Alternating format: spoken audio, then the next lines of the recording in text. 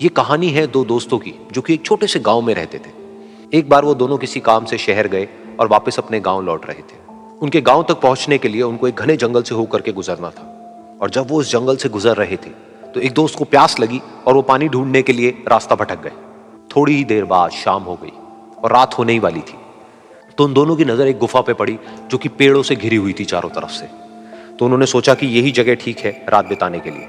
तो दोनों ने कुछ लकड़ियां इकट्ठी करी, उस गुफा के अंदर गए और आग जला करके वहां पे बैठ गए। रात का वक्त था, गुफा के अंदर आग जल रही थी, बाहर बिल्कुल अंधेरा था और कुछ जानवरों की आवाजें आ रही थी। तो उन दोनों में से जो एक दोस्त था वो अंदर ही अंदर डरने लगा, क्योंकि उसने भूत प्रेतों की बहुत कहानियां सुनी थी कि रात के वक्त जंगल में कुछ भयानक आत्माएं भटकती हैं और अगर उनको कोई ऐसा भटका हुआ आदमी मिल जाए तो उसको नहीं छोड़ती।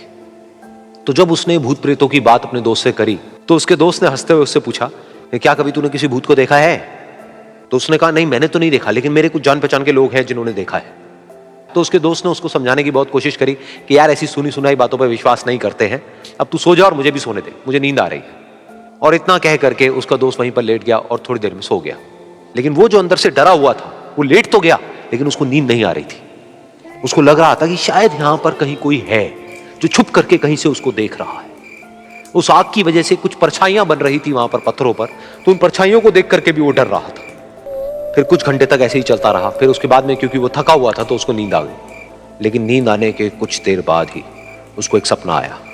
सपने में उसको एक बहुत ही भयानक परछाई उसकी तरफ बढ़ती हुई नजर आई। अब जैसे जैसे वो अंदर से डरता चला जा रहा था, वो परछाई उसके और पास आती चली जा रही थी और बड़ी होती चली जा रही थी।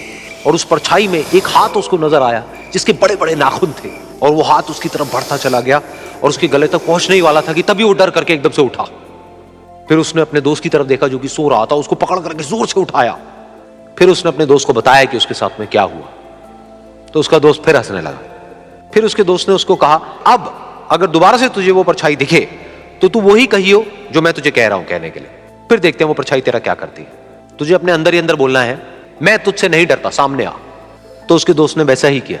थोड़ी देर बाद दोबारा से उसको सपने में वही परछाई नजर आई और वो परछाई धीरे धीरे उसकी तरफ बढ़ने लगी।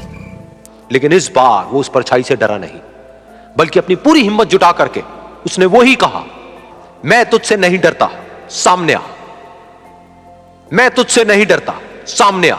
मैं तुझसे नहीं डरता, सामने आ। जैसे जैसे वो ये बोलने लगा वो परछाई छोटी होने लगी और उससे दूर होने लगी। वो बोलता रहा, वो परछाई छोटी होती रही और धीरे धीरे वो परछाई दिखनी बंद हो गई। बिल्कुल ऐसा ही हमारी जिंदगी में भी होता है। हमारे अंदर जितने भी डर है, उससे हम जितना डरते हैं हम उतना ही छोटे होते चले जाते हैं और वो डर उतने ही बड़े होते चले जाते हैं। लेकिन अगर हम अपने अंदर के डरों से नहीं डरते हैं और उसका सामना करते हैं तो दुनिया का ऐसा कोई भी डर नहीं है जो कि हमें डरा पाए।